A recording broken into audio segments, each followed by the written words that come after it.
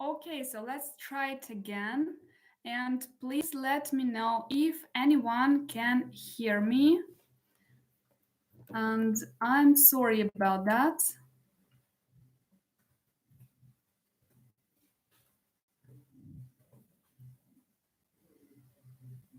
Let me know if anyone is joining me right now.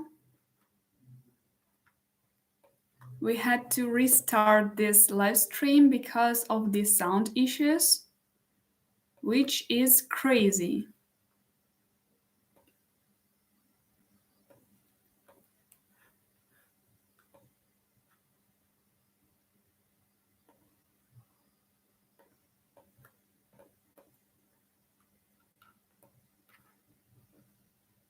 Okay, great. So Alexandra, thank you, thank you. Yes, and I presume that I'll have to resend the link that I've sent to people because we had to start an entirely another live stream, which is crazy, and I understand how frustrating it will be. Just a second, and please join in everyone in the chat. Um,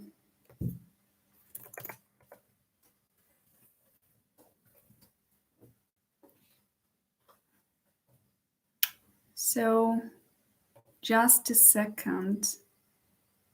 I can do that. I can do that. Okay, so let me know, anyone, if you'll be joining in the chat because this will be an entirely different live stream. A disaster should have happened, and it happened. Okay, great. Thank you, Harry. Thank you for letting me know. Okay, so let's try to go through this live stream regardless of the disaster. And yes, so let's start it all over again. So today's topic is 5 ways to grow your business fast, plus 2 extra if you make it till the very end. And since we have already lost some time trying to reconnect, let's jump straight into the topic. So the 5 ways to grow your business.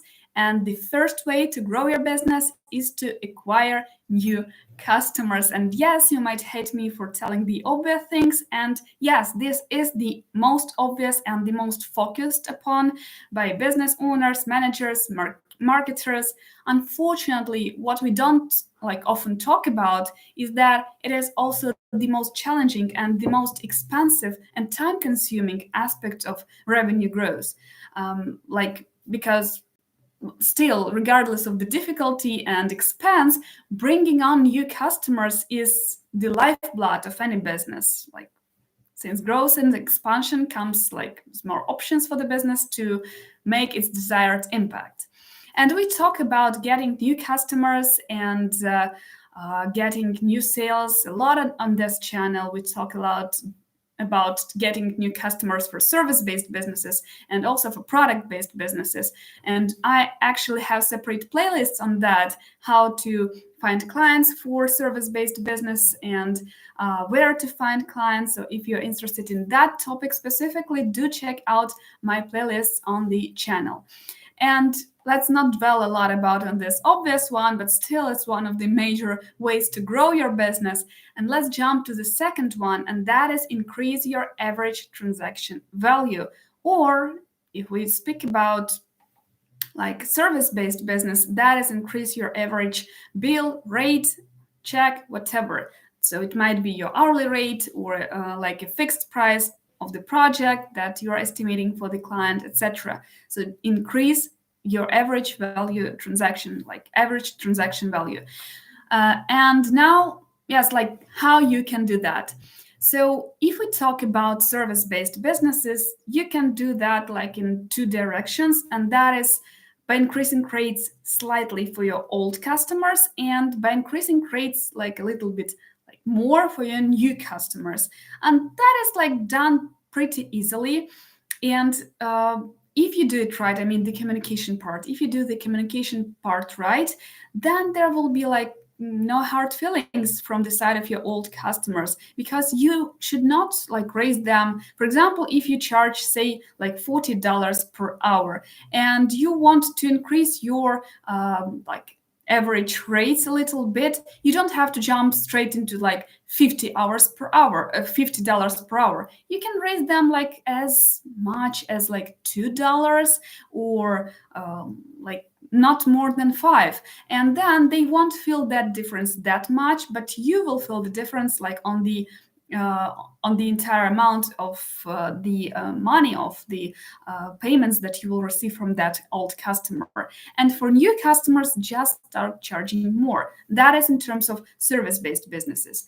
Now, I mean, product like the business owners of the product type businesses, they already do understand like the importance of this aspect of business growth and profitability, because they understand that once their advertising and marketing dollars have been spent to earn the first customers, the first opportunities with a new customer, their ability to influence the level of purchase within this and future transactions can have like an astounding impact on their business.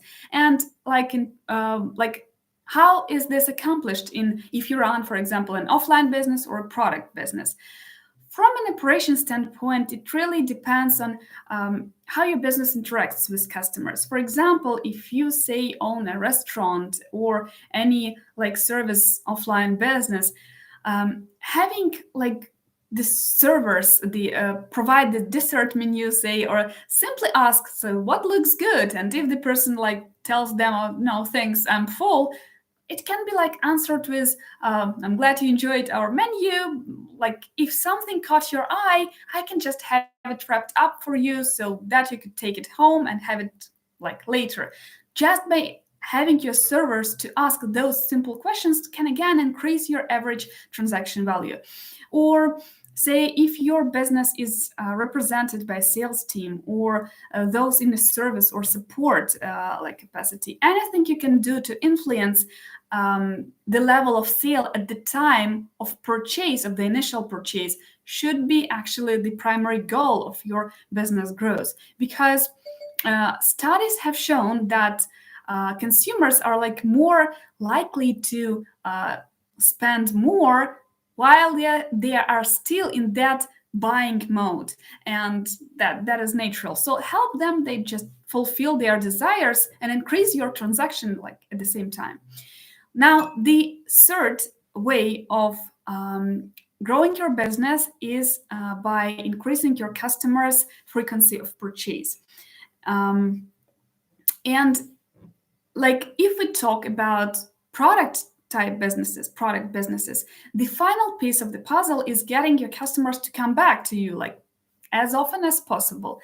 And this could be achieved, like this can be a combination of buying the same type of products more frequently, or providing a value of products and services that might have different appeals at different times. Like again, knowing your customer's existing habits, like will provide you with important information to establish your goals for bringing them back. And this is why actually the SaaS software, the service, for example, business models are so popular amongst companies. And this is what any like IT business owner, I mean, those who have products should be aiming for, because SaaS is one of the most profitable business models, especially for online products. Like for local businesses, this increasing your customers' frequency of purchase could be achieved with like either mail campaign, like special limited time offer or whatever. For service-based businesses, if we talk about outsourcing, say, businesses or service-based businesses, it could be selling your customers like support services so that they will turn to you like more often, even if you don't like necessarily provide support services in the first place. But then you can just provide some extra services to that customer just so that they will turn to you more frequently. And for example, if you run an IT service business, that's just easier for me to talk in those terms. For example, if you did some ETL, extract, transform, load type of job for your customer, some data engineering, whatever, or some data lakes, again, whatever, the least you can do is to offer, say, a DevOps engineer so that they could like improve their infrastructure or optimize their existing like processes, whatever. And then again, you can sell them a support engineer services. And then these customers will turn to you like more frequently, like naturally. Okay, so let's. Oh, hi Keenan. Hi Keenan. So great to see you here. Yes, I'm Liv. This is my first live stream, and it has gone wrong from the very beginning. But I hope now we are on the right track. Okay, so let's talk about the fourth. Let's talk about the fourth way of growing your business, and that is focusing on the established revenue sources. And I can't underline how important this one is. Like rather than trying to acquire new customers, which is, like we've already told, is costly and will require quite a marketing budget from you, or sales budget, or like it's time consuming overall, even if you do it all yourself, direct your attention to the core customers you already have. You can do that by implementing, say, a referral or a customer loyalty program, or trying out marketing strategies based on previous purchasing behaviors to encourage like repeat business for local businesses. And for service-based businesses, again, try to sell them more services to the same customers, to the same old customers of yours. Say, for example, if you have one full-time employee working for like one customer of yours, one company of yours, then sell them another one. If they're satisfied with that person's performance, sell them someone another full-time and receive a fixed margin like on a monthly basis out of that like people sitting on that project. Or again, offer them support services for less fee, because like support like frequently comes like on a lower rate. So focusing on established revenue sources like could be crucial. And I've seen examples, like negative examples, when a company owner, business owner, wanted to expand his business, and he tried multiple products. Like the company launched multiple products, and 95% of the revenue was brought in by one core product. And instead of focusing on that core product, and instead of like taking the advice from investors, etc., they've decided to launch a line of other products that each like it were huge expenses at those times, and none of them worked, and the company ended up losing huge amount of money. And I know that like firsthand. So this is extremely important. If you want to grow your business, focus on established revenue sources, focus on things that already work. Now, the fifth way of growing your business is to reduce your risks and unnecessary expenses. And whilst this might not like contribute directly to a business growth, but it will contribute directly to your business budget and to the profit made by your company. Like risks is like an inevitable part of any business, like of starting a growing business, and it's impossible to control like everything, but there are many ways to limit internal and external threats to your company and its growth. For example, the theft of employee data or customer records. And this is a very frequent situation when, say, former employees, just steal your customer records and go away and like sell that data or to the new company they are working with. So, and this is extremely frequent situation, at least in my industry, and especially with the management staff who have an access to that. So, like the theft of this data and like theft of, say, product designs can destroy a small business, and this will like generate significant costs and like eroding customer confidence and loyalty. So like reducing your risks in this direction, I mean protecting your data, is crucial, and not many like pay much attention to that. And in IT businesses, in tech businesses, this is crucial and extremely important. This can literally ruin your business, and I've seen again this happening a lot of times. So reduce your risks in this regard. Do protect your data, and if someone leaves your company, make sure they don't have the access to any data that they had the access previously to. So as if we talk about like smaller businesses, online businesses, local businesses, and offline businesses, as your small business grows, you may add space or equipment, create new products or services, or increase like your operating and distributing footprint to actually ensure that you have the right coverage. And this is extremely relatable to outsourcing companies where two major problems occur all the time. It's either lack of projects or lack of resources, meaning employees or contractors or freelancers, people. So it's either lack of projects or lack of people. And if sometimes there's little you can do with influencing the situation of lacking customers, because sometimes there are dead seasons or sometimes it's out of your control. I understand that. Sometimes you can do nothing to like find new clients like real fast. But what you can do to reduce the risks and to protect your future profits is to have a database of potential employees, candidates, engineers, developers, like people you're selling to your customers. So this is what you can do this is what you should do as a business owner in outsourcing industry, is to have a database of contacts, of needed people, of key players in your company. And vice versa. So if we talk about adding space, equipment, or creating a database of contacts of the right people whom you might acquire to your company later, we should also talk about you might want to eliminate things at certain points. For example, things you don't need or don't use anymore, like extra servers or support services or any services that you used like in the past, but you can do without in the present. So reducing your risks is one of the major steps you should take in your business, protecting your data, reducing your expenses, and at the same time adding like space or equipment or people, like making your safety fund of whatever sources you're turning to when you have the workflow enough.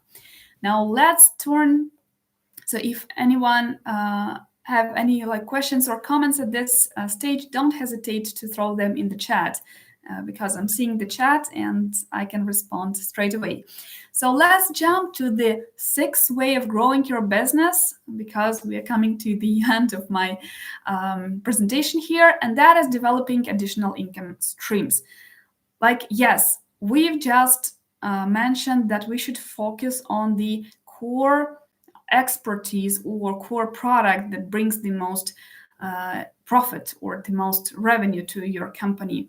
However, if you're struggling to grow your revenue from your core business model, developing additional income streams may be necessary in order to save your business. This could be new product or new service offering, or separate pricing models for different customers or different subscriptions, and even passive income from ads and sponsorship.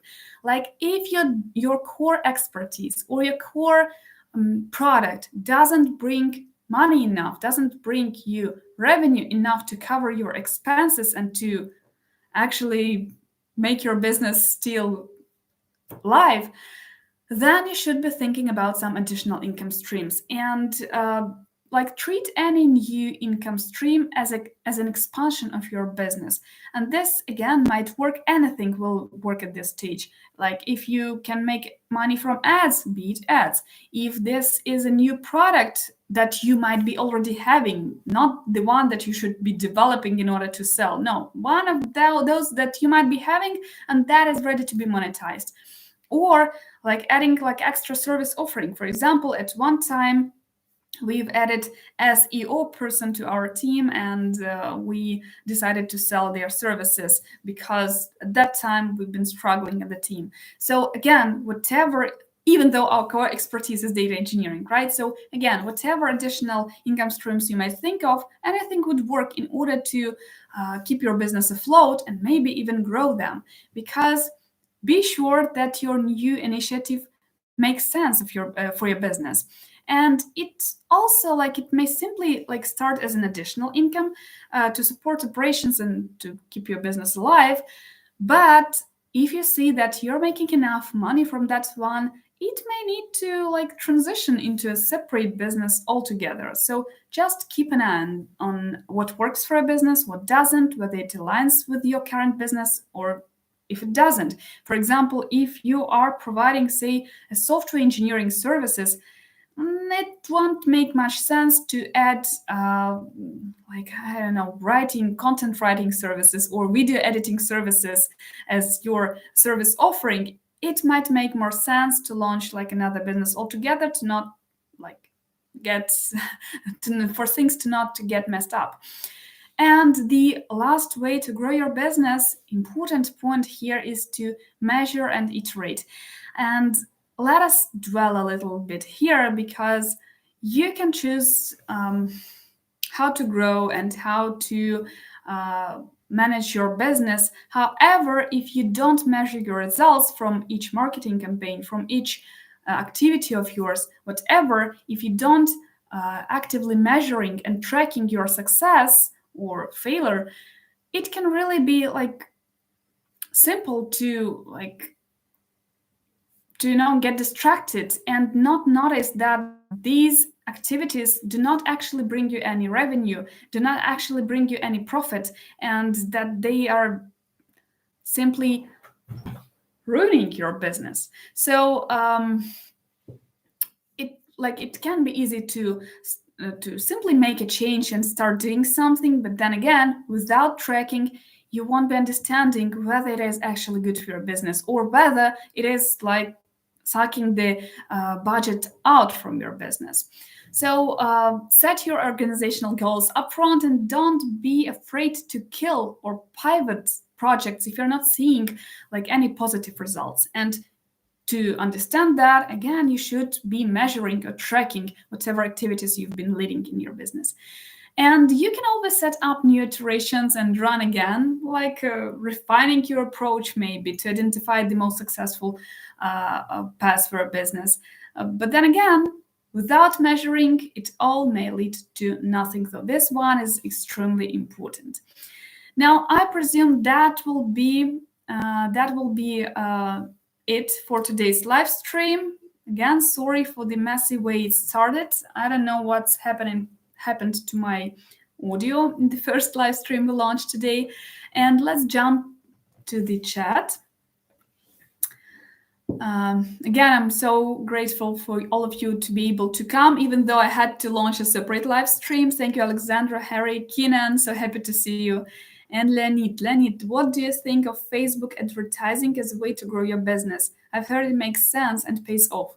It does. People say it does. I cannot share from my own experience here. I'll be 100% honest here, because I haven't launched any Facebook campaigns as a business owner. But when I worked for an IT startup and we had multiple products, we had several marketers who did that job, who were responsible for Facebook ads alone. And we've spent huge amounts of money, like 20K and 50K on Facebook ads. And still, the income from those ads was significantly less than from the platforms that we've been using, such as Tech Social and others. So I cannot say anything like from my experience here. So I'm sorry that I can be more specific. I'm more for like organic growth. And this is what my coach has been recommending to me, focus more on the organic growth. In terms of products, yes, I think it would make sense, but then the cost of ads is too high. So you should have first a very set sales models to run a Facebook ads. That is just my opinion, because probably the cost of your product will not cover the cost of the ad. So you will have to have this model where you are selling something else with that core product of yours. Like you say, you sell something for $10, but then you send a follow-up offering the person to buy a bigger course or a bigger product or whatever. Then in this case, it makes sense. Yes, 50K per month. Yes. That was a startup, and we had one of the products that brought us um, 250K per month, something like that. And yes, there has been a decision to invest a lot of that budget into ads, and it didn't go well. I don't know whether it was repeated because I haven't been in the marketing department. It's just what I've been hearing on the general meetings. So yes, and all of that was spent into somewhere.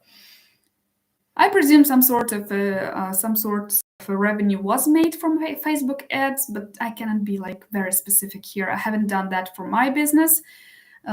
I can only share what I heard, and that is like what Richard Branson advises. Again, is that still use the ads, but have a sales model that allows you to sell extra products and extra services along with the core product or service. Then it makes sense. Only then it makes sense. So if Richard Branson says it, who am I to doubt that?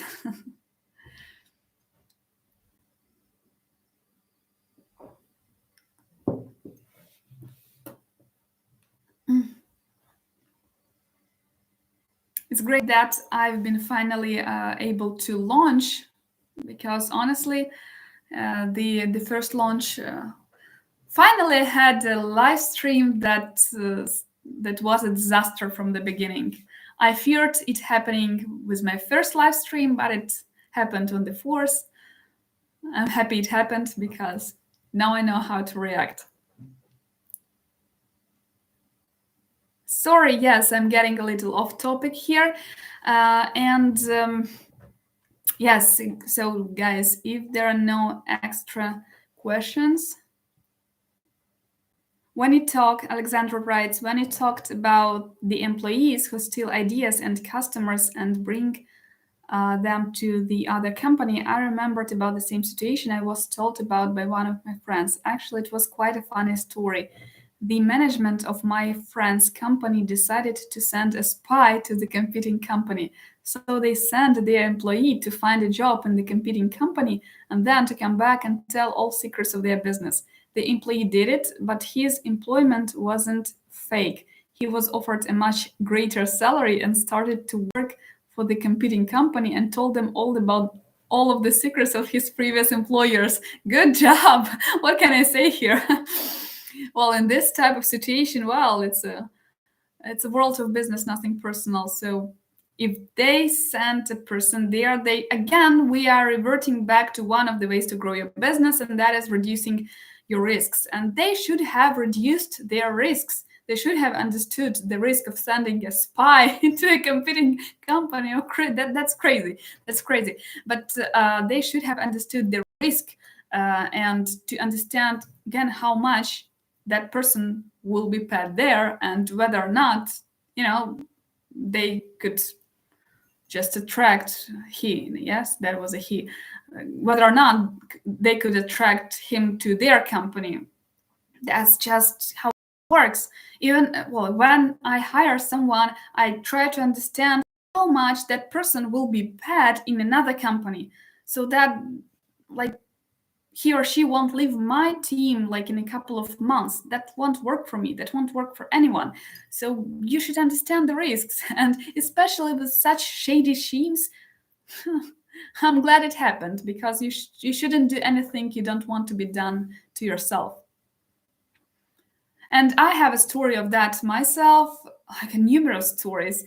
It happened multiple times before my own eyes in one of the companies I worked in, when employees stole again the customer base, went away. Not only that, they stole the customers and went away and started their own businesses. Now that happens all the time. Happens all the time. So again, as a business owner, you should be aware of such risks and not underestimate them. Those are real situations, and as a business owner, you should be aware of that, and you should be prepared, which is most importantly. And that is where my advice might come in handy, and that is having a database of employees or developers or whatever resources you need in order to run your business, just in case everything goes south and you have to start all over again. Or even in case you need some extra resources. That can be as well. But still, it is funny, not for the business owners, of course. No, it isn't. It never is funny. It is never funny. And it's just business owners should be ready to take in any blows that might come their way. That's just how business operates.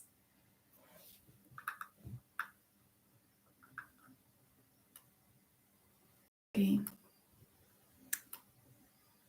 Thank you so much, Alexandra, for being so active, for sharing such a great story. That's crazy. I didn't have such stories of my own. Sending a spy to a competing company. I mean, what good could it make to you? It's crazy. But some businesses just are used to doing shady sort of businesses, I presume. That doesn't ever work. I don't know. Okay, so if there are no more questions or stories to share, because I love such stories, I now know a little more when I started than when I started this live stream. Thank you for that. And yes, so thank you all for joining today's video. Leonid asks, when will you release a video about cryptocurrencies? About cryptocurrencies, Leonid, please check Keenan Gray's here in the chat, in the beginning of the chat. Keenan, friend of mine, and I have a video with Keenan on my own channel, so do check it out. It's called Passive Income, I presume, or something like that. Do check it out, a video with Keenan on my channel, and then go and check out Keenan's channel, because he provides some awesome advice about cryptocurrencies, about investments, about stocks, bonds, so all of this stuff. So you should go to a professional here, because when I will be a cryptocurrency queen, then I'll share some advice, but not before that. Thank you, Leonid, for commenting, and great, great suggestion here. But I'm no cryptocurrency expert. Thank you again. Thank you all for coming to today's live stream. And our next video will be released next Wednesday, as always, according to the schedule. And we'll do another live stream next Friday. And we'll see after that if we'll do more live streams or not. Just let me know in the comments after this live stream or in the chat. So let me know if you'll be up to more live streams. So we'll see. So I have another live stream lined up for the next Friday. And after that, that will be our 5th live stream. And if you guys like it, then we'll continue with the live streaming. If not, we'll go back to our regular Wednesday videos. So it will be all up to you. I'll have a survey, and then we'll find out. Thank you again so much for coming, Alexandra, Leonid, Harry, Keenan. So thank you. And yes, anyone who will be joining and watching the replay, just leave your comment below whether you want to have more live streams or whether we should stick to our Wednesday schedules. Thank you again, and I'll see you on Wednesday. Have a great day.